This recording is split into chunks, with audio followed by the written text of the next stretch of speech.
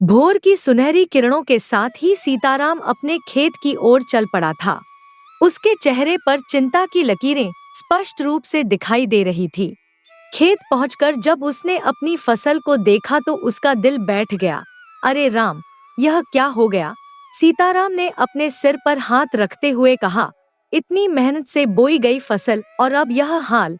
पौधे मुरझाए हुए थे, पत्तियां पीली पड़ चुकी थी।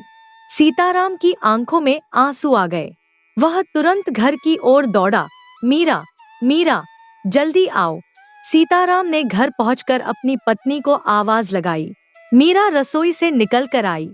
उसने सीताराम के चेहरे का भाव देखा तो तुरंत समझ गई कि कुछ गंभीर बात है। क्या बात है जी? आप इतने परेशान क्यों लग रहे हैं? मीरा ने चिंता से पूछा। मीरा, हमारी फसल सूख रही है। पानी की कमी के कारण सब कुछ बर्बाद होने वाला है, सीताराम ने दुखी स्वर में कहा। मीरा का चेहरा भी उदास हो गया। वह कुछ क्षण सोचकर बोली, अरे सुनिए, आप यहाँ बैठकर चिंता मत कीजिए। चलिए पड़ोसी गजानन भैया के पास चलते हैं। शायद उनके खेत में पानी का कोई अच्छा प्रबंध हो। सीताराम ने निराशा से सिर हिलाया। अरे वह गजानन कहाँ देने वाला है अपने कुएं का पानी? फिर भी जाकर देखते हैं, हो सकता है कि कोई रास्ता निकल आए। सीताराम गजानन के खेत की ओर चल दिया। रास्ते भर वह सोचता रहा कि क्या कहेगा, कैसे मांगेगा। आत्मसम्मान और मजबूरी के बीच उसका मन डोल रहा था। गजानन के खेत पहुंचकर सीताराम ने देखा कि गजानन अपनी फसल को पानी दे रहा है। उसकी फसल हरी भरी और लहलहा रही थी। अरे गजानन भाई, सीताराम ने आवाज लगाई। गजानन ने मुड़कर देखा। अरे सीताराम, आओ आओ, कैसे आना हुआ? देख रहा हूँ कि तुम फसल को पानी दे रहे हो, सीताराम ने कहा। उसकी आवाज में हल्की ईर्ष्या झलक रही थी। हाँ भाई, धूप बहुत तेज हो गई है न। इस समय दिन में 2 बार पानी देना जरूरी हो गया है, नहीं तो फसल मुरझा जाएगी, गजानन ने समझाते हुए कहा। सीताराम का दिल और भी भारी हो गया। तुम्हारी बात बिल्कुल सही है गजानन, तुम तो 2 बार पानी दे रहे हो और मेरे पास तो 1 बार देने के लिए भी पानी नहीं है। गजानन ने सीताराम के चेहरे का भाव देखा। उसे समझ आ गया कि सीताराम किस परेशानी में है। सीताराम ने हिम्मत जुटाकर कहा, गजानन भाई, अगर तुम अपने कुएं से थोड़ा पानी दे दो तो। अरे सीताराम, गजानन ने बात काटते हुए कहा, मैं कैसे दे सकता हूँ? अभी मेरे कुएं में भी इतना पानी नहीं बचा है। सच कहूँ तो मैं भी विचार कर रहा हूँ कि आगे अपने खेत के लिए पानी का प्रबंध कैसे करूँ। गजानन ने सीताराम के कंधे पर हाथ रखकर कहा, भाई समझो न मेरी मजबूरी। अगर मेरे पास पानी होता तो क्या मैं तुम्हें मना करता? सीताराम समझ गया कि गजानन भी उसी परेशानी में है। वह निराश होकर वापस अपने घर आ गया। घर पहुंचकर सीताराम ने मीरा को सारी बात बताई तो फिर गजानन भैया ने इनकार कर दिया। मीरा ने पूछा, हाँ उनके पास भी पानी की कमी है, सीताराम ने उदासी से कहा। मीरा कुछ देर सोचती रही, फिर बोली, सुनिए, मुझे लगता है कि अब हमें अपने खेत में ही कुआं खुदवा लेना चाहिए। अपना कुआं होगा तो हमें कभी किसी के सामने हाथ नहीं फैलाना पड़ेगा, सीताराम ने चिंता से कहा। पर मीरा, कुआं खुदवाने में बहुत पैसा लगता है, इतना धन कहाँ है हमारे पास? हम तो 2 वक्त की रोटी भी मुश्किल से जुटा पाते हैं। हाँ यह तो सच है, मीरा ने माना, पर कुछ न कुछ तो करना ही पड़ेगा।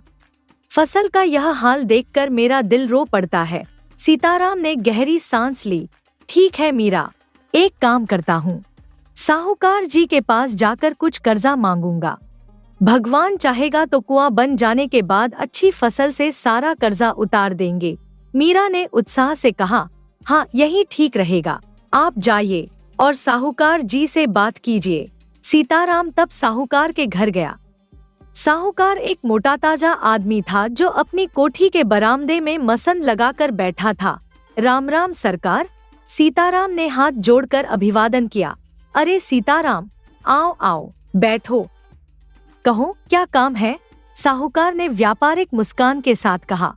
सीताराम ने झिझकते हुए कहा, सरकार थोड़ा कर्जा चाहिए था। कर्जा? साहूकार ने आंखें तरेर कर पूछा, किस काम के लिए?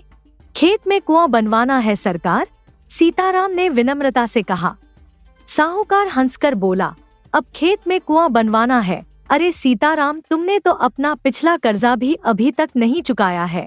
सीताराम का चेहरा लाल हो गया, पर वह विनम्र बना रहा। जी सरकार, वह तो है, पर एक बार कुआं बनवा लूं, फिर फसल को पानी मिलता रहेगा। अच्छी फसल आएगी तो आपका सारा कर्जा एक साथ उतार दूंगा। साहूकार ने उसे ऊपर से नीचे तक देखा, फिर कहा, ठीक है, अगर ऐसी बात है तो दे देता हूँ तुम्हें कर्जा, पर याद रखना ब्याज भी लगेगा। सीताराम ने राहत की सांस ली। जी सरकार, जैसा आप कहें। कर्जा लेकर सीताराम ने तुरंत मजदूरों को बुलाया। गांव के कुशल कारीगर रामदीन को उसने काम सौंपा। रामदीन भाई, कुआं कितने दिन में बन जाएगा? सीताराम ने पूछा। 2-3 दिन लगेंगे सीताराम भैया। पहले जमीन खोदनी पड़ेगी, फिर चारों तरफ ईंट पत्थर की दीवार बनानी होगी, रामदीन ने समझाया। मीरा भी खुशी से नाच उठी। हाय राम, अब हमारी सारी परेशानी खत्म हो जाएगी। 2 दिन तक मजदूर लगातार काम करते रहे। सीताराम और मीरा बार बार जाकर काम देखते रहे। तीसरे दिन शाम को रामदीन ने आवाज लगाई, सीताराम भैया आइए देखिए, कुआं तैयार हो गया। सीताराम और मीरा दौड़ कर गए। कुआं देखकर वे दंग रह गए। अरे वाह, यह कुआं तो पानी से लबालब भरा हुआ है, मीरा ने खुशी से कहा। देखा मीरा, मैंने कहा था न कि अब हमारी फसल कैसे लहराएगी, सीताराम ने गर्व से कहा। दोनों ने कुएं के चारों ओर चक्कर लगाए, भगवान का शुक्रिया अदा किया। चलो कल सुबह सुबह आकर खेत में पानी देंगे, मीरा ने उत्साह से कहा। वे दोनों खुशी से फूले नहीं समा रहे थे। रात को उन्हें नींद भी नहीं आई, बस कुएं और हरी भरी फसल के सपने आते रहे। अगली सुबह सूरज निकलने से पहले ही सीताराम और मीरा उठ गए। दोनों जल्दी जल्दी तैयार होकर खेत की ओर चल दिए। उनके हाथों में बड़े बड़े हांडे थे। आज तो हमारी फसल को भरपूर पानी मिलेगा, सीताराम ने खुशी से कहा। पर खेत पहुंचकर जो दृश्य उन्होंने देखा वह विश्वास से परे था। जहां कल पानी से भरा कुआं था, वहां केवल समतल जमीन थी। अरे यह क्या? सीताराम ने हक्का बक्का होकर कहा। मीरा की आंखें फटी की फटी रह गईं। कुआं? हमारा कुआं कहाँ गया? दोनों उस जगह पर खड़े होकर चारों तरफ देखने लगे। जमीन पर कुएं के होने का कोई निशान तक नहीं था। यह कैसे हो सकता है मीरा? सीताराम ने अपना सिर पकड़ लिया। कल तो यहाँ पानी से भरा कुआं था। मीरा भी घबरा गई। मुझे तो विश्वास ही नहीं हो रहा, कल हमने अपनी आंखों से देखा था न। सीताराम जमीन पर बैठ गया और अपने सिर को हाथों में छुपा लिया। हे भगवान, मैंने साहूकार से कर्जा लिया है, अब अगर कुआं ही नहीं है तो फसल कैसे आएगी, और फसल नहीं आएगी तो कर्जा कैसे चुकाऊंगा। मीरा भी हताश हो गई, पर उसने हिम्मत दिखाई। सुनिए, आप घबराइए मत, चलिए महाराज के पास, शायद उन्हें कुछ पता हो। महाराज के पास जाकर क्या कहूँगा मीरा? सीताराम ने दुखी होकर कहा कि मेरा कुआं चोरी हो गया है। जी हाँ, और क्या कहेंगे? मीरा ने दृढ़ता से कहा। हमने इतनी मेहनत और पैसा लगाकर कुआं बनवाया था, अब वह अपनी जगह पर नहीं है तो इसका मतलब यही है कि किसी ने इसे चुराया है। सीताराम ने संदेह से कहा। पर कुआं चोरी कैसे हो सकता है? लोग मेरा मजाक उड़ाएंगे। वह सब जाने दीजिए, मीरा ने समझाया। अभी महाराज ही हमारी मदद कर सकते हैं। सीताराम डरते डरते महाराज नंद के राज दरबार में पहुंचा। दरबार में कई दरबारी बैठे थे। महाराज की जय हो, सीताराम ने हाथ जोड़कर कहा। महाराज नंद एक न्यायप्रिय और दयालु राजा थे। उन्होंने मुस्कुराकर कहा, कहो सीताराम, क्या समस्या है तुम्हारी? सीताराम ने हिचकिचाकर कहा, महाराज, मेरा कुआं चोरी हो गया है। दरबार में सन्नाटा छा गया। फिर एकाएक सभी दरबारी हंसने लगे। कुआं चोरी हुआ है? महाराज ने आश्चर्य से पूछा। यह कैसी विचित्र बात कह रहे हो तुम? मुख्यमंत्री ने व्यंग्य से कहा। महाराज, यह व्यक्ति कोई मानसिक रोगी लगता है। कुआं भला कैसे चोरी हो सकता है? सीताराम ने विनम्रता से कहा। महाराज, मैं सच बोल रहा हूँ। 2 दिन पहले मैंने मजदूर लगाकर अपने खेत में कुआं बनवाया था। कल रात तक वह पानी से भरा हुआ था, पर आज सुबह जब मैं और मेरी पत्नी खेत में गए तो कुआं वहां नहीं था। दरबारियों की हंसी और तेज हो गई। महाराज ने गंभीरता से कहा, मुझे तो विश्वास ही नहीं हो रहा, कोई कुआं अपनी जगह से अचानक गायब कैसे हो सकता है। मुख्यमंत्री ने कहा, महाराज, मैंने जीवन में ऐसी विचित्र घटना पहली बार सुनी है। यह निश्चित रूप से झूठ बोल रहा है। सीताराम ने गिड़गिड़ाकर कहा, नहीं महाराज, मैं एक गरीब किसान हूँ, झूठ क्यों बोलूँगा। आप चाहें तो साहूकार जी से पूछ लीजिए, मैंने उनसे कुआं बनाने के लिए कर्जा भी लिया था। महाराज ने सोचकर कहा, महामंत्री जी, साहूकार को दरबार में बुलाइए। कुछ देर बाद साहूकार आया। साहूकार जी, बताइए कि इस किसान ने कुछ दिन पहले आपसे कुआं बनाने के लिए कर्जा मांगा था। महाराज ने पूछा। जी हाँ महाराज, साहूकार ने कहा, यह कुछ दिन पहले मेरे पास आया था, कह रहा था कि खेत में कुआं बनवाना है। मैंने इसे कर्जा दिया था। सीताराम ने उत्साह से कहा, देखिए महाराज, मैंने सच कहा था।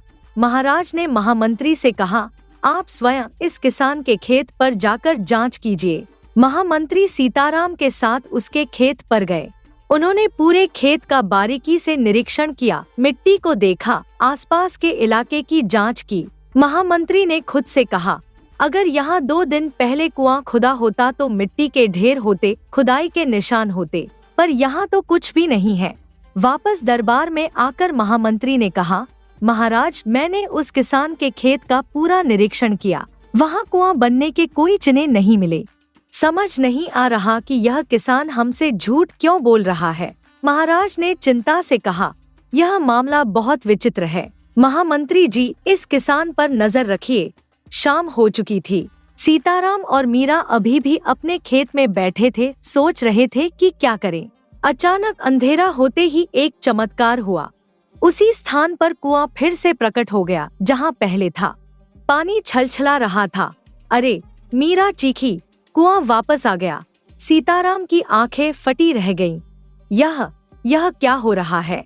अब जो भी हो, पहले फसल को पानी दे देते हैं, मीरा ने कहा। दोनों भागकर कुएं के पास गए। सीताराम ने हांडा रस्सी से बांधकर कुएं में डाला। जब उसने हांडा ऊपर खींचा तो वह बिल्कुल खाली था। यह क्या बात है? सीताराम ने हैरानी से कहा। कुएं में इतना पानी भरा है, फिर भी हांडा खाली कैसे है? मीरा ने कहा, रुकिए, मैं कोशिश करती हूँ। मीरा ने भी हांडा कुएं में डाला, पर वह भी खाली निकला। अब दोनों डर गए। सुनिए, मीरा ने घबराकर कहा, यह कुछ अजीब है, हमें इस कुएं से दूर रहना चाहिए। मुझे भी समझ नहीं आ रहा कि यह सब क्या हो रहा है। सीताराम ने कहा, चलो अभी घर चलते हैं। अगले दिन फिर कुआं गायब था। अब सीताराम और मीरा की समझ में आ गया कि यह कोई साधारण बात नहीं है। मीरा, हमें किसी ज्ञानी की सलाह लेनी चाहिए। सीताराम ने कहा, हाँ, वन में एक साधु बाबा रहते हैं, सुना है कि उन्हें तीनों कालों का ज्ञान है। मीरा ने सुझाव दिया। दोनों वन में गए और साधु के आश्रम पहुँचे। साधु एक वृद्ध संत थे, जिनकी आंखों में अद्भुत तेज था। साधु बाबा, हमारी रक्षा कीजिए। सीताराम ने हाथ जोड़कर कहा, क्या हुआ पुत्र, कहो, क्या परेशानी है? साधु ने मुस्कुराकर पूछा। सीताराम ने पूरी कहानी विस्तार से बताई। साधु ने गहरी सांस लेकर कहा, पुत्र, हमारे इस जन्म में जो भी अनुभव आते हैं, उनकी जड़ें हमारे पिछले कई जन्मों से जुड़ी होती हैं। तुम्हारे साथ जो विचित्र घटना हो रही है, उसका संबंध तुम्हारे पूर्व जन्म से है। पूर्व जन्म से? सीताराम ने आश्चर्य से पूछा। साधु ने अपनी आंखें बंद की और ध्यान लगाया। फिर बोले, तुम्हारे पिछले जन्म में तुम एक बहुत बड़े साहूकार थे और तब तुम्हारा नाम साहूकार करोड़मल था। उस समय तुम्हारे पास बहुत धन था और बड़े बड़े खेत थे। साधु ने आगे कहा, तुम्हारे खेत में एक विशाल कुआं था। वह इतना बड़ा था कि पूरे गांव की प्यास बुझा सकता था। उसमें कभी पानी खत्म नहीं होता था। सीताराम और मीरा मंत्रमुग्ध होकर सुन रहे थे। साधु ने कहानी शुरू की। एक बार गांव में भयंकर अकाल पड़ा था।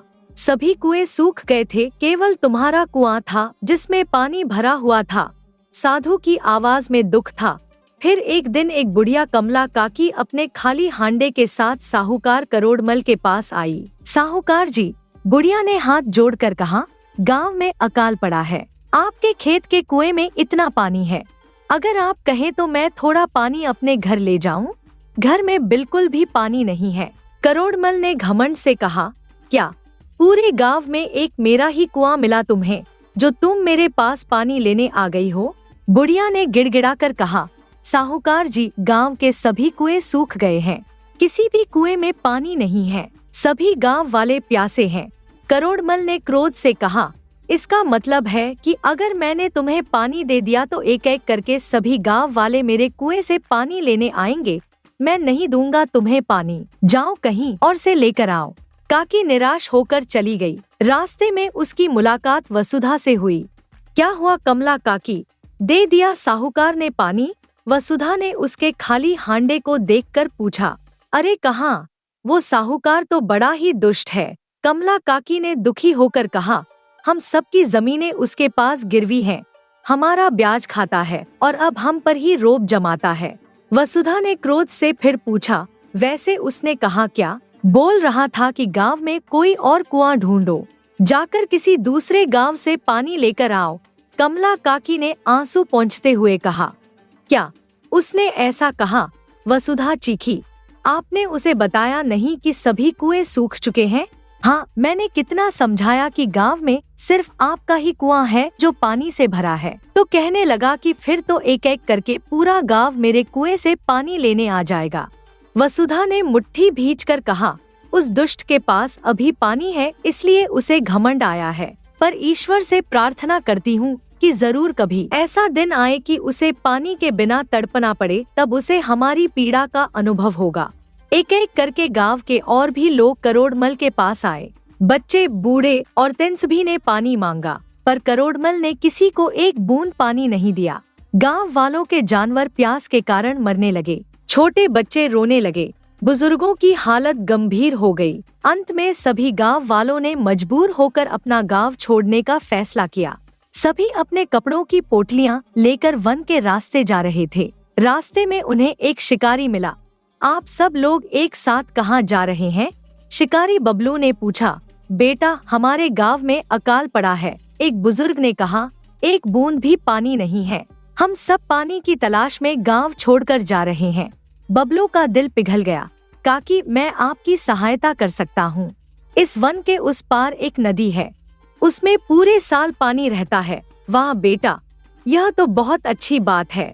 सभी गांव वाले खुश हो गए, पर वन में जंगली जानवर, किसी ने चिंता जताई। बबलू ने विश्वास दिलाया, मेरे होते हुए आप सभी सुरक्षित हैं। मैं बचपन से इसी वन में रहता हूँ, यहाँ के सभी प्राणियों को पहचानता हूँ। बबलू ने सभी गांव वालों को नदी तक पहुँचाया।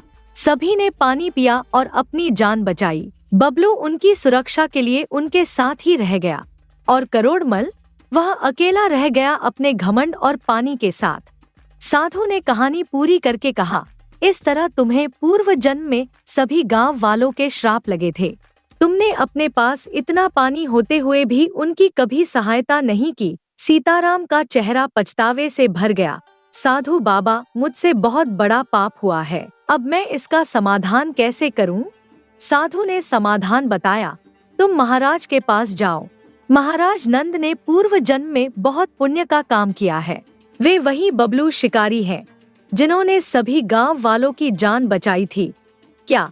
सीताराम चौंक गया। साधु ने आगे कहा, हाँ, तुम महाराज को यह सब बताओ, फिर उनसे कहो कि वे स्वयं कुएं से पानी निकालें।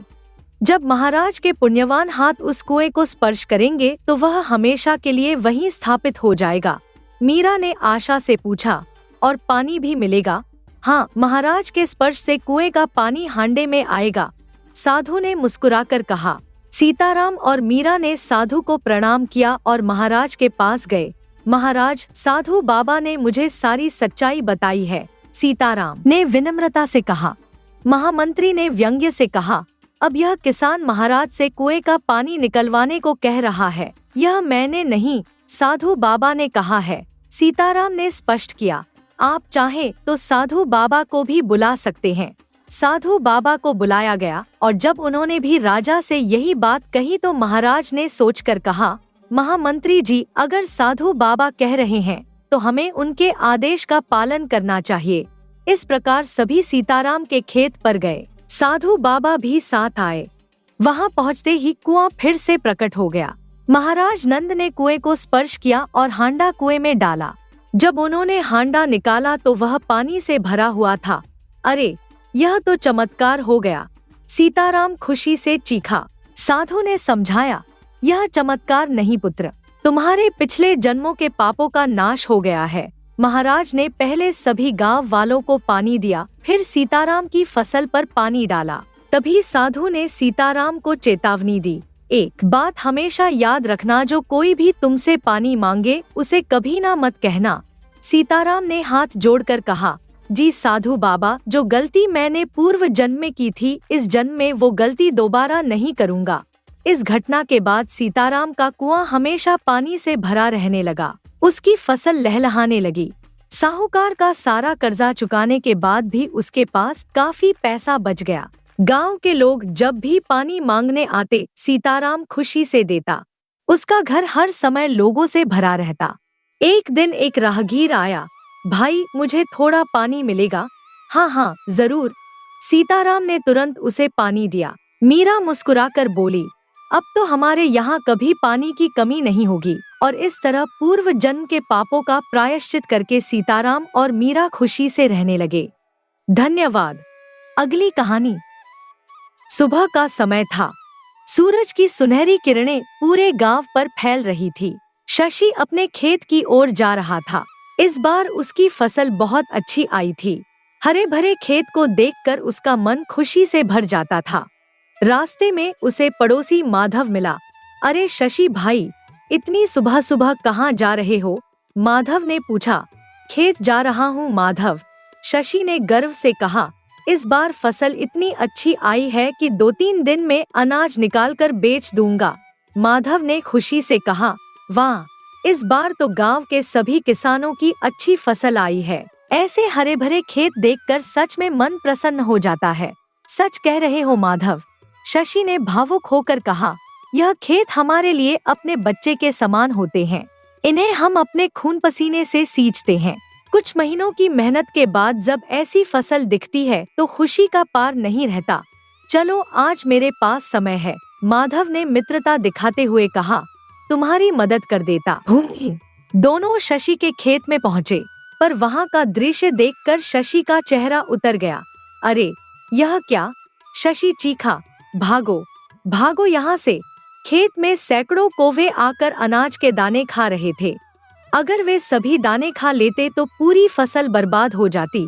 माधव, जल्दी इन कौवों को भगाना होगा, शशि ने घबराकर कहा।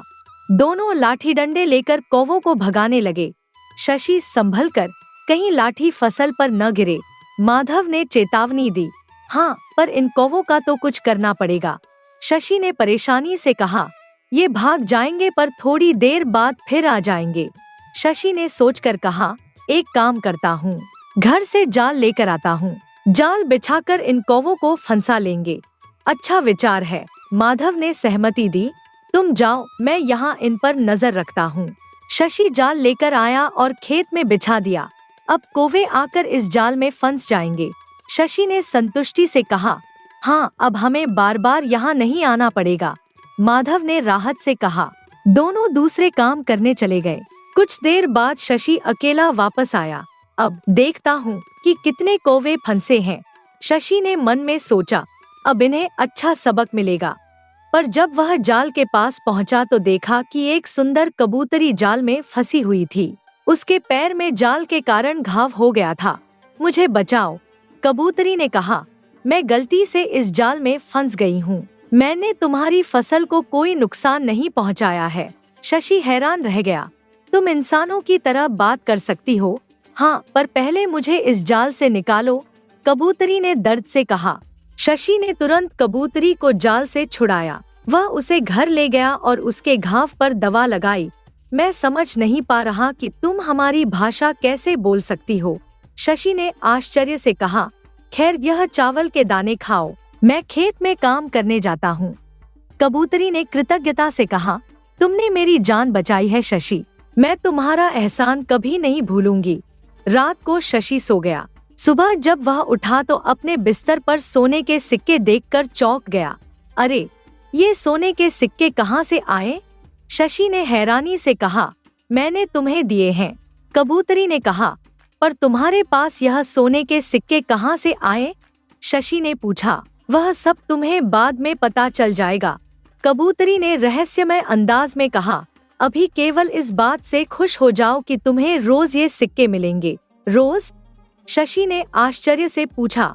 हाँ, जितने चावल के दाने मैं खाऊंगी उतने सोने के सिक्के तुम्हें मिलेंगे, कबूतरी ने समझाया। शशि को विश्वास नहीं हो रहा था, पर सोने के सिक्के उसके हाथों में थे। अब तुम जाकर अपनी फसल काटो, कबूतरी ने कहा।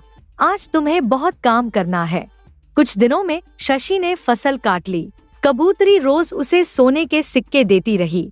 अनाज बेचने से मिले पैसे और सोने के सिक्कों से शशि जल्दी ही धनवान बन गया। शशि ने अपना पुराना घर तुड़वाकर बड़ा घर बनवाया। एक रात पहले आया हुआ डाकू छुपकर शशि के नए घर को देख रहा था। वाह, यह तो बहुत धनवान बन गया है, डाकू ने मन में सोचा। उस दिन मैं अनाज चुराने आया था, इसने नहीं चुराने दिया। अब तो इसके घर में ही चोरी करूंगा, डाकू ने सोचा। पर पहले यह पता करना होगा कि यह अचानक इतना अमीर कैसे बन गया। अनाज बेचकर तो इतने पैसे नहीं आ सकते। अगले दिन शशि ने माधव को एक पोटली दी। यह क्या है शशि? माधव ने पूछा। खोल कर देखो, शशि ने मुस्कुराकर कहा। माधव ने पोटली खोली तो उसमें सोने के सिक्के थे। अरे, ये सोने के सिक्के कहाँ से आए और तुम मुझे क्यों दे रहे हो? माधव ने आश्चर्य से पूछा। मेरे पास जो कबूतरी है वह मुझे रोज सोने के सिक्के देती है, शशि ने बताया। जितने चावल के दाने वह खाती है उतने सिक्के सुबह मेरे बिस्तर पर होते हैं। यह कैसे संभव है? माधव ने हैरानी से कहा। पता नहीं दोस्त, शशि ने कहा। पर वह कबूतरी साधारण नहीं है, वह हमारी भाषा में बात भी करती है। पेड़ के पीछे छुपा डाकू यह सब सुन रहा था। तो यही बात है, डाकू ने मन में कहा। उस कबूतरी के कारण यह किसान अमीर बन रहा है। मैं उस कबूतरी को चुरा कर ले जाऊंगा। जब शशि खेत में था, डाकू उसके घर घुस गया और कबूतरी को पकड़ लिया। शाम को शशि घर आया तो कबूतरी नहीं मिली। माधव, माधव, शशि ने चिल्लाकर कहा। मेरी कबूतरी घर में कहीं नहीं है। अरे, वह तो पंछी है, माधव ने समझाया। उड़ गई होगी। कब तक तुम्हारे घर में रहेगी? नहीं, मुझे लगता है कि किसी ने उसे चुराया है, शशि ने चिंता से कहा। उधर डाकू की गुफा में। अब तुम मुझे सोने के सिक्के दो, डाकू ने कबूतरी से कहा। मुझे पता है कि तुम उस किसान को रोज सिक्के देती हो, मैं तुम्हें सोने के सिक्के नहीं दे सकती, कबूतरी ने दृढ़ता से कहा। वे सिर्फ शशि के लिए हैं, तुम्हें देने ही पड़ेंगे, डाकू ने धमकी दी। नहीं तो मैं तुम्हारी हत्या कर दूंगा। अभी मेरी मृत्यु का समय नहीं आया है, कबूतरी ने निर्भयता से कहा। मेरे जीवन में अभी कुछ काम अधूरे हैं, डाकू ने गुस्से में चाकू उठाया। उसी समय शशि पीछे से आकर उसका हाथ पकड़ लिया। उस दिन अनाज चुराने आया था, आज मेरी कबूतरी को चुरा कर ले गया, शशि ने क्रोध से कहा। दोनों में हाथापाई होने लगी। इस बार डाकू ने शशि के हाथ पर चाकू से वार किया। शशि के हाथ से खून बहने लगा। खून की कुछ बूंदें कबूतरी के शरीर पर गिरी। अचानक रंग बिरंगी किरणें निकलने लगी। उन किरणों के साथ ही कबूतरी गायब हो गई और वहां एक अत्यंत सुंदर राजकुमारी प्रकट हुई। कितनी सुंदर राजकुमारी, डाकू मोहित होकर बोला। आप मुझसे विवाह कर लीजिए, मूर्ख, राजकुमारी ने क्रोध से कहा। मैं पहले से ही विवाहित हूँ, इतने दिनों से मैं अपने पति के साथ ही रह रही थी। शशि हैरान था। आप मेरी पत्नी हैं?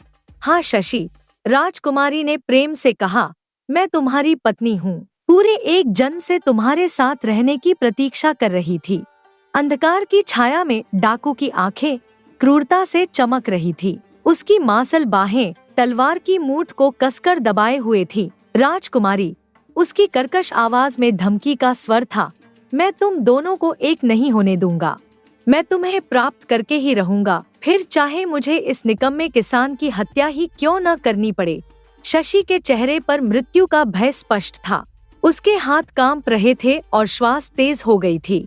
राजकुमारी का हृदय तीव्र गति से धड़क रहा था, परंतु उसके चेहरे पर अनुभवी योद्धा जैसा धैर्य था। वह जानती थी कि एक गलत कदम और शशि की जान चली जाएगी। उसकी आंखों में एक चमक आई, एक योजना का जन्म हुआ था। नहीं, राजकुमारी ने अचानक करुण स्वर में कहा, तुम शशि की हत्या मत करना। मैं तुम्हारे साथ आने के लिए तैयार हूँ। यह सुनकर शशि का मुंह खुला का खुला रह गया। उसकी आंखों में अविश्वास और पीड़ा का मिश्रण था। यह तुम क्या कह रही हो राजकुमारी? तुम इसके साथ कैसे जा सकती हो? डाकू की आंखों में विजय की चमक आई। वह ठहाका मारकर हंसा। हा, देखा किसान, उसने खुद कहा है कि वो मेरे साथ आ रही है। अब उसे मैं पसंद आया हूँ। राजकुमारी ने धीरे धीरे डाकू की ओर कदम बढ़ाए। उसकी चाल में एक अजीब सा मोहक आकर्षण था, जैसे वह वास्तव में उसके प्रेम में पड़ गई हो। हाँ, तुम्हारा पराक्रम देखकर मेरा हृदय तुम्हारी ओर आकर्षित हो गया है। डाकू मुग्ध होकर उसे देखने लगा। अपनी सफलता के नशे में वह सावधानी भूल गया। वह शशि से बातें करने लगा। देखा किसान, औरतें वीर पुरुषों को ही पसंद करती हैं, तुम जैसे कमजोर आदमी को नहीं। इसी क्षण का राजकुमारी को इंतजार था। उसकी तेज नजर ने जमीन पर पड़ा हुआ चमकदार चाकू देखा था। एक बिजली की गति से वह झुकी, चाकू उठाया और डाकू के हृदय में वार कर दिया। आर्घ! डाकू की चीख पूरे जंगल में गूंज गई। उसकी आंखों में अविश्वास था। वह समझ ही नहीं पाया कि क्या हुआ। खून से लथपथ होकर वह जमीन पर गिर पड़ा। राजकुमारी ने ठंडे स्वर में कहा, इस दुष्ट डाकू को बातों में उलझाने के लिए मैंने ऐसा नाटक किया था। शशि अभी भी सदमे में था। उसकी सांसें तेज थी और आंखों में हजारों प्रश्न थे। तुमने मेरी जान बचाई, लेकिन यह सब मेरी कुछ समझ में नहीं आ रहा। पहले सोने के सिक्के, फिर तुम्हारा अचानक मनुष्य रूप में आना, और अब यह सब। राजकुमारी का चेहरा कोमल हो गया। उसकी आंखों में गहरा प्रेम था, मानो सदियों का प्रेम एक साथ उमड़ पड़ा हो। शशि, तुम्हारा और मेरा संबंध इस जन्म का नहीं, बल्कि पिछले जन्म से है। मैं तुम्हें सब विस्तार से समझाती हूँ। राजकुमारी उसके पास आकर बैठ गई। चांदनी में उसका चेहरा देवी के समान दिव्य लग रहा था। पिछले जन्म में तुम एक महान राजकुमार थे राजकुमार अर्जुन। तुम्हारा राज्य बहुत समृद्ध था, प्रजा तुम्हें प्रेम करती थी, और मैं राजकुमारी सुमित्रा थी, पड़ोसी राज्य की राजकुमारी। शशि मंत्रमुग्ध होकर सुन रहा था। राजकुमारी की आवाज में जादू था, जैसे वह किसी स्वप्न की कहानी सुना रही हो। हमारा विवाह बड़े धूमधाम से हुआ था। दोनों राज्यों में खुशियां मनाई गई थी। हम दोनों एक दूसरे से अपार प्रेम करते थे। विवाह के कुछ ही दिन बाद एक सुनहरी सुबह हम वन विहार के लिए निकले थे। राजकुमारी की आंखों में अतीत की यादों की चमक आई। सुनिए राजकुमार, राजकुमारी सुमित्रा ने मधुर स्वर में कहा था, मुझे बहुत भूख लगी है। आप मेरे लिए कुछ मीठे फल तोड़कर लाइए न। राजकुमार अर्जुन का चेहरा प्रेम से दमक उठा था।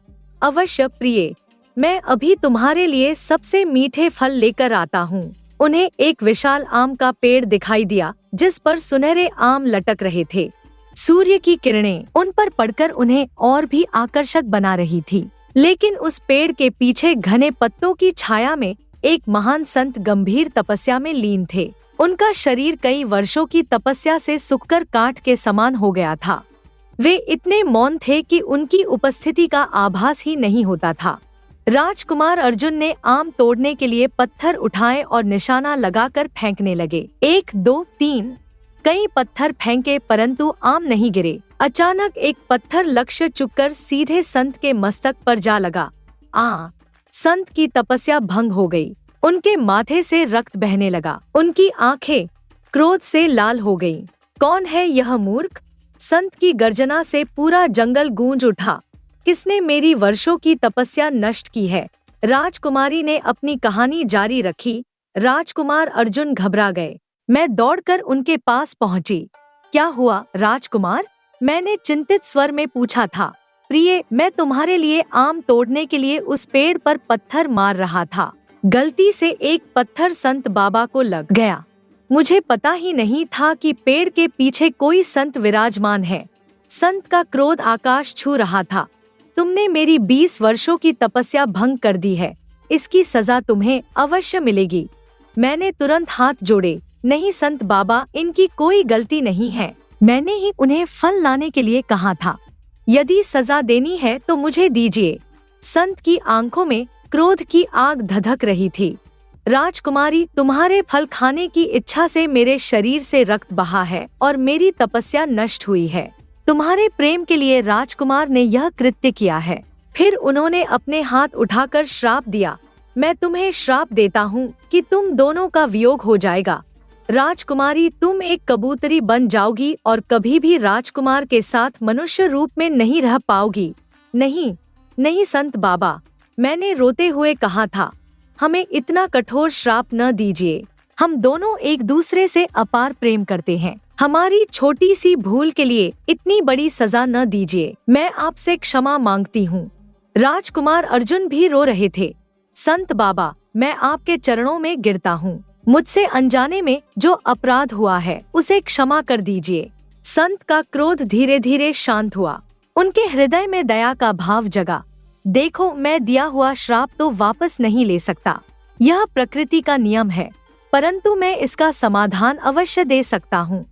राजकुमारी, तुम्हें कबूतरी का शरीर प्राप्त होकर रहेगा और राजकुमार, तुम अपने अगले जन्म में एक सामान्य किसान के रूप में जन्म लोगे। परंतु सुनो, संत की आवाज में अब करुणा थी, तुम दोनों तब तक अलग रहोगे जब तक राजकुमार के रक्त की बूंदें राजकुमारी के शरीर पर नहीं गिरेंगी। उस दिन राजकुमारी को अपना असली रूप प्राप्त होगा और तुम दोनों फिर से एक हो सकोगे। राजकुमारी की आंखों से आंसू बह रहे थे। शशि, आज वही दिन है जिसका मैं सदियों से इंतजार कर रही थी। आज हम दोनों फिर से मिले हैं। शशि का गला सूख गया था, पर वे सोने के सिक्के, वे तुम्हारे पास कहाँ से आए थे? राजकुमारी मुस्कुराई, उसकी मुस्कान में दिव्यता थी। मैं इतने लंबे समय तक कबूतरी के रूप में रही हूँ, पूरा एक जन्म बीत गया है। इतने वर्षों की तपस्या से मुझमें अलौकिक शक्तियाँ विकसित हो गई थी। जब मैंने तुम्हें पहली बार खेत में काम करते देखा था तो मेरा हृदय टूट गया था। पिछले जन्म का महान राजकुमार आज इस तरह कड़ी मेहनत कर रहा है, खून पसीना एक कर रहा है। यह सब देखकर मुझसे रहा नहीं गया। मैंने अपनी तपस्या की शक्ति से वे स्वर्ण मुद्राएं उत्पन्न की और तुम्हें दे दी ताकि तुम सुखपूर्वक जीवन व्यतीत कर सको। मैं चाहती थी कि मेरा प्रिय कम से कम कष्ट में रहे। उसकी आवाज में गहरी पीड़ा थी। तुम्हें मिलने के बाद से मैं हर दिन हर पल इसी क्षण की प्रतीक्षा कर रही थी कि कब मैं अपने वास्तविक रूप में आऊं और तुमसे मिल पाऊं। शशि का सिर चकरा रहा था। तुम यह सब सच बोल रही हो? मतलब ऐसा भी हो सकता है? इस बात पर मुझे विश्वास नहीं हो रहा और मुझे तो यह सब बिल्कुल स्मरण भी नहीं है। राजकुमारी समझ गई कि शशि के लिए यह स्वीकार करना कितना कठिन है। हाँ, इस बात पर विश्वास करना आसान नहीं है, परंतु मैं पूर्ण सत्य बोल रही हूँ। संत बाबा के श्राप के कारण तुम्हें अपने पूर्व जन्म की कोई बात स्मरण नहीं है। वह उठकर खड़ी हो गई। तुम मेरे साथ चलो। जिस स्थान पर हमें वह श्राप मिला था, उस स्थान पर जाने के बाद ही तुम्हें सब कुछ स्मरण होगा। संत बाबा अभी भी वही हैं, वे ही तुम्हें सब कुछ स्मरण करा देंगे। राजकुमारी शशि को लेकर उस पवित्र स्थान पर पहुंची जहां वर्षों पहले उन्हें श्राप मिला था। वह स्थान अब भी उसी तरह शांत और पवित्र था। विशाल आम का पेड़ अभी भी वहां खड़ा था और उसकी छाया में वही महान संत समाधि में लीन थे। संत की आंखें खुली। उनमें अब क्रोध नहीं, बल्कि करुणा और ज्ञान की गहराई थी। आ गए तुम दोनों, मैं तुम्हारी प्रतीक्षा कर रहा था। राजकुमारी ने विनम्रता से कहा, संत बाबा, कृपया शशि को सत्य से अवगत कराइए। उन्हें अपने पूर्व जन्म की कोई स्मृति नहीं है। संत ने गंभीर स्वर में कहा, शशि, राजकुमारी पूर्ण सत्य बोल रही है। यदि फिर भी तुम्हें विश्वास नहीं है तो मेरी आंखों में देखो। मेरी आंखों में तुम्हें वह सब दिखाई देगा जो तुम्हारे पिछले जन्म में घटित हुआ था। शशि ने कांपते हुए संत की आंखों में देखा। अचानक उसकी आंखों के सामने एक चमकदार प्रकाश फैला और फिर वह सब कुछ देखने लगा जैसे वह फिर से जी रहा हो। उसे दिखाई दिया एक भव्य राजमहल, सुंदर वस्त्र, राजसी ठाट बाट, फिर एक सुंदर राजकुमारी जो बिल्कुल वैसी ही थी जैसी अब उसके सामने खड़ी थी। विवाह के दृश्य, खुशियों के पल और फिर वह दुखदायी घटनाओं का पेड़, पत्थर, संत का क्रोध और वह भयानक श्राप, सब कुछ स्पष्ट हो गया। उसकी यादें वापस आ गईं, जैसे बांध टूटने पर पानी निकलता है। संत बाबा, शशि ने रोते हुए कहा, मुझे सब स्मरण हो गया है। मैं अपनी प्रिया सुमित्रा को पहचान गया हूँ। अब मैं अपनी पत्नी के साथ अपना नया जीवन प्रारंभ करूँगा। कृपया हमें आशीर्वाद दीजिए। संत मुस्कुराए, तुम दोनों का प्रेम सच्चा है। इसने समय और मृत्यु पर भी विजय पाई है। जाओ, खुशी से रहो। तुम्हारा प्रेम सदैव अमर रहे। शशि अब सब समझ गया था। उसका हृदय कृतज्ञता और प्रेम से भर गया था। वह राजकुमारी सुमित्रा के साथ अपने घर वापस आया। अब राजकुमारी भी एक सामान्य किसान की पत्नी की तरह शशि के साथ रहने लगी, परंतु उनका प्रेम अब पहले से कहीं अधिक गहरा और पवित्र हो गया था, क्योंकि यह जन्म जन्मांतर की परीक्षाओं से गुजरकर और भी निखरा था। उनका छोटा सा घर अब स्वर्ग लगता था। राजकुमारी सुमित्रा ने किसान की पत्नी का जीवन अपनाया, परंतु उसके व्यवहार में राजसी गरिमा अभी भी झलकती थी। गांव के लोग उसे देवी के समान सम्मान देते थे और इस तरह सच्चे प्रेम की शक्ति ने समय, मृत्यु और श्राप पर विजय पाकर दो प्रेमी आत्माओं को फिर से मिला दिया था। धन्यवाद। अगली कहानी। गांव के बीचों बीच स्थित पुराने मकान में विमला अपने दो बेटों रमेश और विनोद के साथ रहती थी। उम्र के 60 साल पार कर चुकी विमला की आंखों में हमेशा एक चिंता दिखती थी, पैसे की चिंता। उसके लिए हर पैसा सोने के समान था, जिसे वह किसी भी हाल में खर्च नहीं करना चाहती थी। माँ जी, आज बाजार से क्या लाना है? रमेश ने एक सुबह पूछा। कुछ नहीं बेटा, विमला ने तुरंत जवाब दिया। घर में जो है उसी में काम चलाना है। पैसे पेड़ पर नहीं उगते। पिछले महीने रमेश की शादी रेखा से हुई थी। रेखा एक साधारण मध्यम वर्गीय परिवार से थी, जहाँ खाना पीना अच्छा होता था, लेकिन ससुराल आकर उसकी दुनिया ही बदल गई थी। रसोई में काम करते हुए रेखा ने आहिस्ता से कहा, हे भगवान, मैं कहाँ आकर फंस गई हूँ। यहाँ तो खाने के भी लाले पड़े हैं। क्या बड़बड़ा रही है कलमुही? विमला की तेज आवाज रसोई तक पहुँची। मुझे सब सुनाई देता है। देख तो कितनी मोटी हो गई है। शादी से पहले तो और भी मोटी थी ना? रेखा ने गहरी सांस लेते हुए कहा। माँ जी, जब से मैं यहाँ आई हूँ तब से तो मेरा 20 किलो वजन कम हुआ है। अरे वाह, तो मैंने तेरी सेहत सुधारी है, विमला ने व्यंग्य से कहा। वैसे भी तू अपने मायके ही चली जा, वहाँ जाकर मोटी हो जा। मैं बेकार में पैसे खर्च नहीं करूँगी। माँ जी, बेकार में खर्च करने की बात कौन कर रहा है? रेखा की आवाज में हताशा थी। कम से कम पेट भरकर खाना तो खिलाया जा सकता है। अरे तो मैंने तुझे खाना खाने से कब रोका है? विमला ने जोर से कहा। अब तेरी भूख ही 50 रोटी की है तो इसमें कोई क्या करे? यह सुनकर रेखा का गला भर आया। वह चुपचाप अपने कमरे में चली गई। उसे पता था कि इस लड़ाई में वह कभी नहीं जीत सकती। कुछ दिन बाद सुबह सुबह किसी ने दरवाजा खटखटाया। विमला ने देखा तो पड़ोसन सीमा खड़ी थी। अरे सीमा, तू यहाँ इतनी सुबह सुबह क्या काम है? विमला ने आश्चर्य से पूछा। राम राम चाची जी। सीमा ने हाथ जोड़े। मैं आपके छोटे बेटे विनोद के लिए एक अच्छा रिश्ता लेकर आई हूँ। विमला की आंखें चमक उठीं। वाह, यह तो बहुत खुशी की बात है। बता बता, कहाँ की लड़की है और कैसी है? मेरे मायके के पास ही रहती है, सीमा ने उत्साह से कहा। बहुत सुंदर और सुशील है, पढ़ी लिखी भी है और अच्छे घर की है। अच्छे घर की मतलब? विमला ने चालाकी से पूछा। मतलब दहेज भी अच्छा देंगे? सीमा ने इशारा किया। यह सुनकर विमला बहुत खुश हुई। चलो, मुझे तो शादी मंजूर है, पर एक बार विनोद से भी पूछ लूं। अरे उससे क्या पूछना? विमला ने हाथ हिलाया। वह मेरी मर्जी से ही शादी करेगा। कुछ ही दिनों में विनोद की शादी बबीता से तय हो गई। बबीता एक संपन्न परिवार से थी। उसने विनोद को पसंद किया था, इसलिए शादी के लिए हाँ कर दी थी। हालांकि उसे पता था कि विनोद का घर उतना अमीर नहीं है। शादी के दिन रेखा ने मन में सोचा, बेचारी बबीता कहाँ आकर फंसी है। अब इसे पता चलेगा कि स्वर्ग से सीधे नर्क में आना कैसा होता है। शादी के बाद बबीता जब पहली बार ससुराल आई तो सब कुछ नया लगा। अगली सुबह जब 7 बजे तक वह नहीं उठी तो विमला की आवाज गूंजी, अरे रेखा, अभी तक छोटी रानी बहू उठी नहीं? नहीं माँ जी, अभी तक तो नहीं उठी। रेखा ने धीरे से कहा, क्या उसे इस घर के नियम कानून नहीं पता? विमला ने जोर से कहा, माँ जी, बबीता अभी नहीं है। रेखा ने समझाने की कोशिश की, आप उसे कुछ दिन दीजिए, वो सब सीख जाएगी। अरे हमारे यहाँ तो पहले दिन से नियम चलते हैं। विमला ने तेजी से कहा, तू अपना ही देख ले। तभी बबीता नहाकर तैयार होकर आई। उसने पहले अपनी सास के पैर छुए, फिर जेठानी के। माँ जी, आज मेरा इस घर में पहला दिन है। बबीता ने मिठास से कहा, बताइए मैं आप लोगों के लिए क्या बनाऊं? अरे कुछ नहीं बेटी, विमला ने झूठी मिठास से कहा, सारा काम रेखा संभाल लेगी, तू अभी नहीं है, बस देखती जा। ठीक है माँ जी, बबीता ने कहा और रेखा के साथ रसोई में चली गई। रसोई में रेखा ने कुकर में एक छोटी कटोरी दाल और भरपूर पानी डाला। अरे दीदी, यह क्या कर रही हो? बबीता ने हैरानी से पूछा। दाल बना रही हो या पानी? इसमें तो दाल कम और पानी ज्यादा है।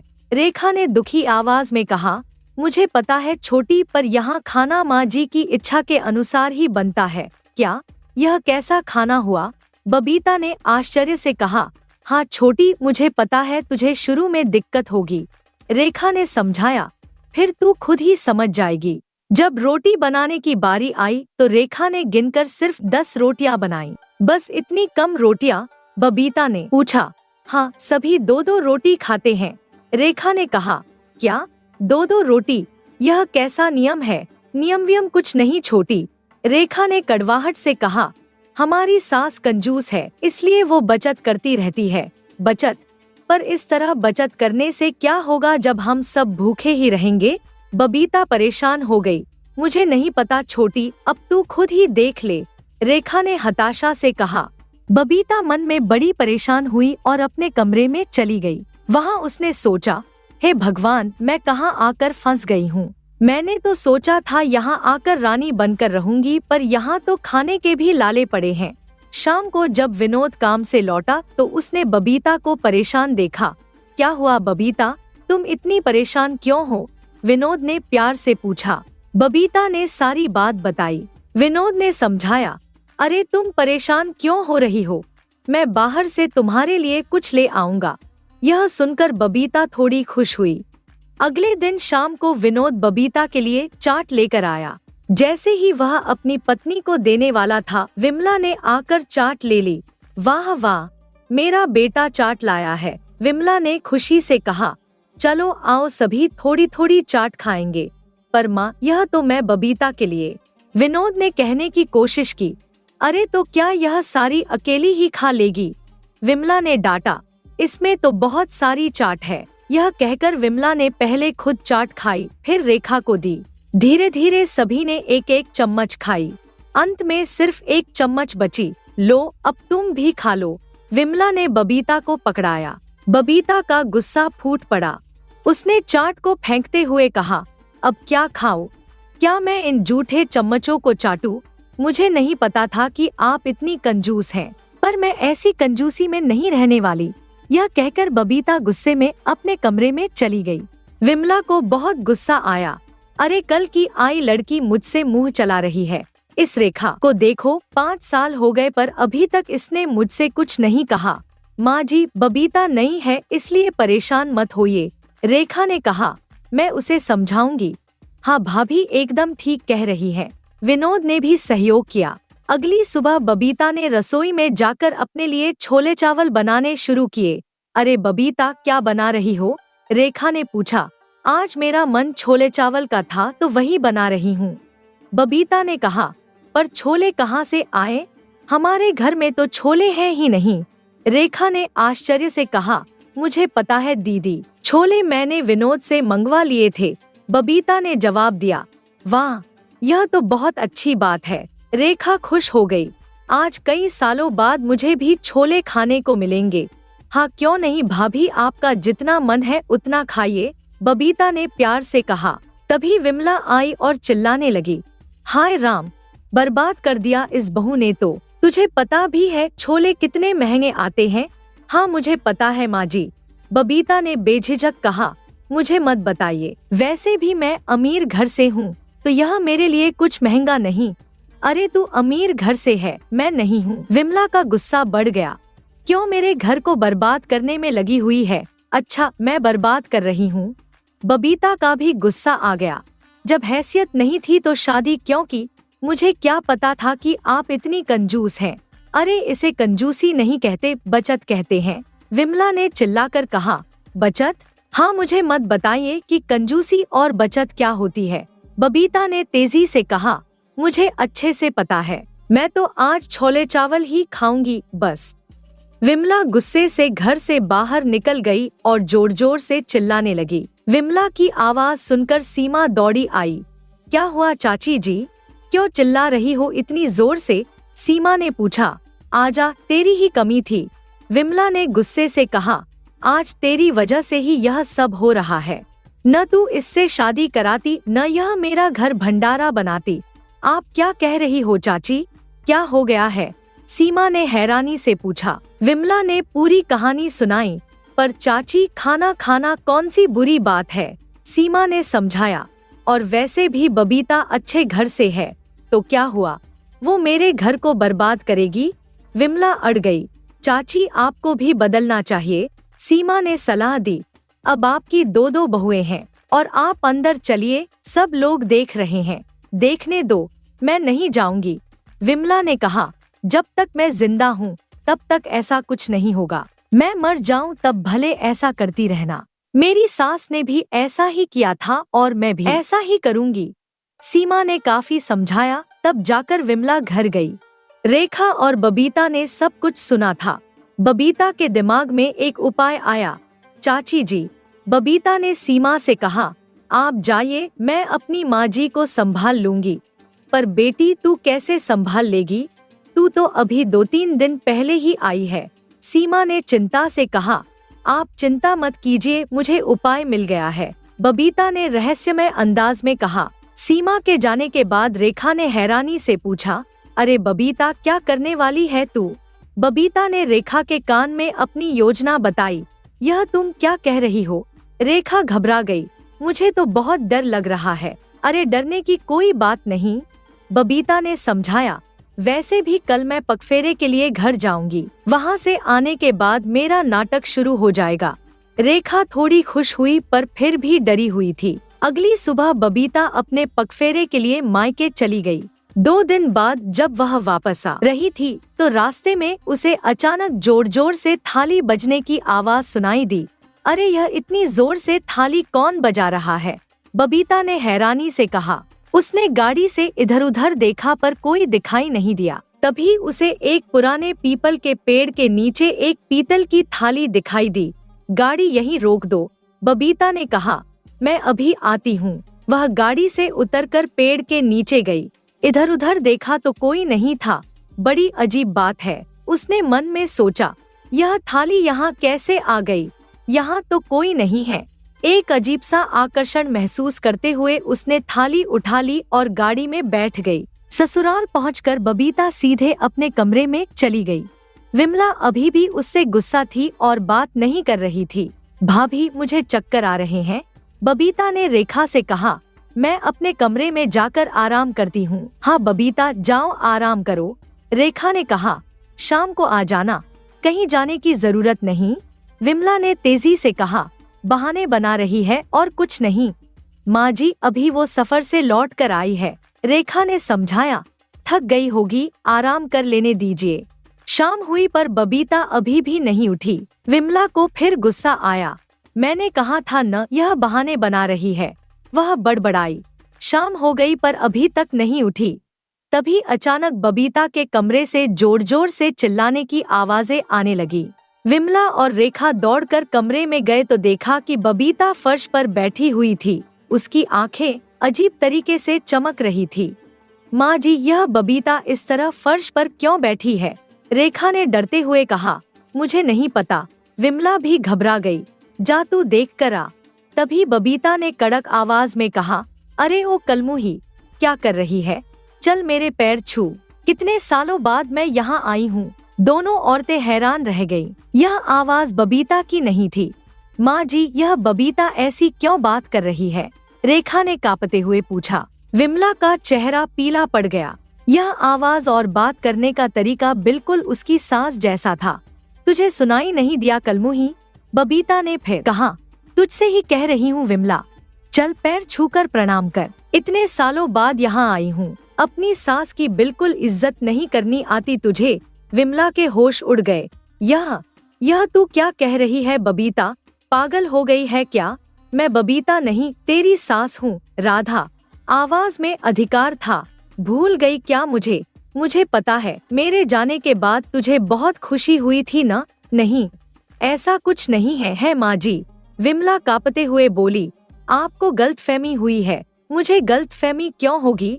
बबीता की आवाज में पुरानी कड़वाहट थी। तुझे पता भी है, मैं इसी घर में कई सालों तक भटकती रही। आज जब यह जंगल से आ रही थी तो मैं इसके पीछे पीछे चली आई। सोचा तुझसे मिलूंगी, पर लगता है तुझे बिल्कुल खुशी नहीं हुई। नहीं, मुझे तो बहुत खुशी हुई है। विमला घबराहट में बोली। आप इस तरह नीचे क्यों बैठी हैं? ऊपर बैठिए ना। अरे तुझे पता नहीं, मुझे नीचे ही बैठना अच्छा लगता है, बबीता ने कहा। यह क्या कह रही है बबीता? रेखा कांप रही थी। कहीं सच में आपकी सास का भूत? हाँ, मुझे भी ऐसा ही लग रहा है। विमला की आवाज कांप रही थी। बात तो वैसे ही कर रही है, अब तो यह मेरा जीना हराम कर देगी। दोनों कमरे से बाहर आ गईं। विमला बुरी तरह परेशान थी। अब मैं क्या करूं? वह रो रही थी। हे भगवान, आपको मुझ पर तरस नहीं आया जो इस बुढ़िया की आत्मा को भेज दिया? अब पता नहीं क्या करेगी मेरे साथ। पर माँ जी, आप इतना परेशान क्यों हो रही हैं? रेखा ने कहा। आप दोनों की जोड़ी तो खूब मिलेगी, क्योंकि आपकी सास भी तो आप जैसी ही कंजूस थी ना? हाँ थी तो कंजूस, विमला ने कहा, पर वो मुझसे भी कहीं ज्यादा कंजूस थी। मैं फिर भी इतना सब करती हूँ, वो तो इतना भी नहीं करती थी। भगवान, वो दिन याद करके मेरा खून सूख जाता है, और अब यह फिर आ गई मेरे सिर पर बोझ बनकर। तभी बबीता कमरे से बाहर आई। अरे ओ विमला, उसने आवाज लगाई, चल मेरे लिए चाय बनाकर ला, वो भी दूध वाली। क्या दूध वाली? विमला हैरान रह गई। पर आप तो दूध की चाय पीती ही नहीं थी। मुझे पता है, बबीता ने कहा, पर अब क्या मरने के बाद भी कंजूसी करती रहूंगी? वैसे भी कंजूसी करके मैं थक गई हूँ। अब तो मैं खूब खाऊंगी पीऊंगी। कौन सा मेरा पैसा खर्च हो रहा है? विमला परेशान होकर रेखा से बोली। जा बहू, चाय बनाकर ले आ। नहीं, बबीता ने रोका। तू खुद जाएगी बनाने के लिए? मैं तो अपनी बहू से बैठकर बातें करूंगी। विमला को मजबूरी में रसोई जाना पड़ा। चाय बनाते हुए वह बड़बड़ाई। हे भगवान, क्या दिन आ गए हैं। इस बुढ़ापे में भी काम करना पड़ रहा है। इधर बबीता ने रेखा से कहा, देखो मेरे कमरे में एक थाली रखी है, वो जादुई थाली है। उससे तुम जो भी मांगोगी तुम्हें मिल जाएगा। क्या आप सच कह रही हैं? रेखा ने आश्चर्य से पूछा। अरे बबीता नहीं, मैं तेरी सास हूँ, बबीता ने डांटा। और हाँ, सास झूठ थोड़ी ही कहेगी। रेखा भी हैरान हुई पर कुछ नहीं कहा। वह बबीता के कमरे में गई जहाँ वही पीतल की थाली रखी थी। हे भगवान, रेखा ने कहा, अगर यह सच में जादुई थाली है तो आज मुझे खीर पूरी मिल जाए। कई सालों से खीर पूरी नहीं खाई है। अचानक थाली में खीर पूरी आ गई। रेखा की खुशी का ठिकाना नहीं रहा। अरे वाह, यह तो सच में जादुई थाली है। वह खुशी से चिल्लाई। अब तो हमारे मजे ही मजे हैं। अब हम मजे करेंगे और कंजूसी भी नहीं झेलनी पड़ेगी। तभी विमला ने आवाज दी, रेखा। रेखा जल्दी से बाहर आई। क्या हुआ माँ जी? चाय पत्ती खत्म हो गई है, विमला ने कहा। जा पड़ोस से चाय पत्ती लेकर आ। क्या पड़ोस से? रेखा ने हिम्मत दिखाई। नहीं माँ जी, मैं नहीं जा रही। आप हर बार इस तरह पड़ोस से मांग कर लाती हैं। पैसे दे दीजिए, बाजार से ले आऊंगी। मेरे पास पैसे नहीं हैं, विमला ने कहा। जा पड़ोस से लेकर आ। तभी बबीता चिल्लाई, अरे कलमुही, अभी तक तेरी मांगने की आदत नहीं गई। मैंने सोचा था अब तो तू सुधर गई होगी, लेकिन नहीं। पर माँ जी, आप भी तो यही करती थी, विमला ने कहा। मैंने तो आपसे ही सीखा है। करती थी पर अब नहीं करूँगी। बबीता ने कहा, चल पैसे दे इसे, वैसे भी मैं मरने के बाद इस तरह कंजूसी से नहीं जीने वाली। विमला को मजबूरी में पैसे निकालकर रेखा को देने पड़े। रेखा खुशी से बाजार चली गई। बाजार में रेखा ने चाय पत्ती के साथ गरम समोसे भी देखे। अरे वाह, यहाँ तो गर्मा गर्म समोसे हैं। उसने कहा, चलो 2 समोसे खा लेती हूँ। माँ जी को कौन सा पता लगने वाला है। घर आकर जब विमला ने देर के बारे में पूछा तो रेखा ने बहाना बना दिया। धीरे धीरे दिन बीतते गए। अब रेखा जादुई थाली से अपनी मनपसंद चीजें मंगाती और खाती रहती। बबीता भी विमला से काम करवाती रहती। एक दिन विमला बहुत परेशान लग रही थी। रेखा ने पूछा, क्या हुआ माँ जी? क्या बताऊं? विमला रो रही थी। मेरे तो कर्म ही फूट गए। जब से मेरी सास की आत्मा आई है तब से मेरा जीना दुश्वार हो गया है। कल मैं एक तांत्रिक से मिलने जाऊंगी। क्या तांत्रिक? रेखा घबरा गई। पर क्यों माँ जी? क्योंकि अब मैं अपनी सास को नहीं झेल सकती, विमला ने कहा। रेखा डर गई। अगर तांत्रिक आया तो सब राज खुल जाएगा। नहीं, आप तांत्रिक के पास मत जाइए, उसने कहा। क्यों न जाऊं? विमला ने गुस्से से कहा। तू क्या चाहती है, मैं इसी तरह परेशान होती रहूं? पर विमला ने रेखा की बात नहीं मानी। अगले दिन विमला तांत्रिक को लेकर आई। तांत्रिक एक मध्यम आयु का आदमी था जिसके माथे पर तिलक लगा था। यही मेरी बहू है, विमला ने कहा। इस पर मेरी सास का भूत है, इसे दूर कर दो। अच्छा, तो यह तुम्हारी बहू है, तांत्रिक ने कहा। ठीक है। तांत्रिक ने बबीता के ऊपर गंगाजल छिड़का और पूजा पाठ का सामान रखकर पूजा करने लगा। काफी देर पूजा करने के बाद वह बबीता से बोला, तुमने इसका शरीर क्यों पकड़ा है? तांत्रिक ने कहा, जाओ यहाँ से। नहीं, मैं नहीं जाने वाली, बबीता ने कड़क आवाज में कहा। यह अपनी बहू को बहुत सताती है। यह बहुत कंजूस है। कंजूस है तो क्या हुआ? तांत्रिक ने कहा, यह इसकी बहू है, जो मर्जी करे। तुमने भी तो अपनी बहू को सताया होगा। विमला परेशान हो गई। नहीं नहीं, यह झूठ बोल रही है, तुम तो मुझसे भी ज्यादा कंजूस थी, बबीता ने कहा। फिर तुम ऐसा कैसे कर सकती हो मेरे साथ? मैं कुछ नहीं कर रही, विमला ने कहा। अब बता, अपनी बहू को सताएगी? बबीता ने दबाव डाला। विमला सोच में पड़ गई। अगर उसने मना कर दिया तो उसकी सांस कभी नहीं जाएगी। नहीं नहीं, विमला ने कहा, मैं कभी भी अपनी बहुओं को नहीं सताऊंगी। मैं कभी कंजूसी नहीं करूंगी। अगर तूने कंजूसी की तो मैं वापस लौट कर आऊंगी, बबीता ने धमकी दी। नहीं, मैं कभी भी कंजूसी नहीं करूंगी, विमला ने वादा किया। मेरी बहुओं का जो मन होगा वो करेंगी। यह सुनकर बबीता खुश हो गई और बेहोश हो गई। लगता है तुम्हारी सास की आत्मा चली गई, तांत्रिक ने कहा। कुछ देर बाद बबीता को होश आया। अरे मैं यहाँ कैसे हूँ? उसने कहा। क्या हुआ माँ जी? और यह तांत्रिक कैसा? कुछ नहीं बेटी, विमला ने कहा। बस घर में पूजा कराने के लिए लाए थे। तांत्रिक चला गया। विमला ने राहत की सांस ली। चलो बला टली, उसने कहा। अब मैं आराम से रह सकती हूँ। बाद में रेखा ने बबीता से कहा, मानना पड़ेगा, तुमने बहुत अच्छी एक्टिंग की। कैसी एक्टिंग? बबीता हैरान हुई। मैं कुछ समझी नहीं। अरे तुमने ही तो कहा था कि तुम दादी सास बनकर एक्टिंग करोगी, रेखा ने कहा। और मानना पड़ेगा, ऐसा लग रहा था जैसे तुम्हारे अंदर सच में दादी सास की आत्मा हो। बबीता और भी हैरान हुई। पर मैंने तो कोई एक्टिंग नहीं की। क्या? यह तुम क्या कह रही हो? रेखा भी चौंक गई। घर से लौटने के बाद मुझे याद है कि मैं गाड़ी से आ रही थी, बबीता ने कहा। तभी एक पेड़ के नीचे मुझे एक थाली मिली। उसके बाद क्या हुआ मुझे कुछ याद नहीं। रेखा का मुंह खुला रह गया। उसे समझ आ गया कि वो सच में दादी सास की आत्मा थी। इसका मतलब दादी सास की आत्मा खुद आई थी, रेखा ने कहा। और उन्होंने ही तुम्हें यह जादुई थाली दी। रेखा ने बबीता को सारी बात बताई। बबीता भी हैरान रह गई। चलो कुछ भी हो, बबीता ने कहा, पर अब हमारी सास कभी भी इतनी कंजूसी नहीं करेगी। हाँ, यह तो तुमने बिल्कुल ठीक कहा, रेखा खुशी से बोली। अब विमला ने कंजूसी करना छोड़ दिया था। उसे डर था कि अगर वह कंजूसी करेगी तो उसकी सास वापस आ जाएगी। घर में खाने पीने की चीजें भरपूर आने लगी। रेखा और बबीता दोनों खुश थीं। विमला भी धीरे धीरे बदलने लगी थी।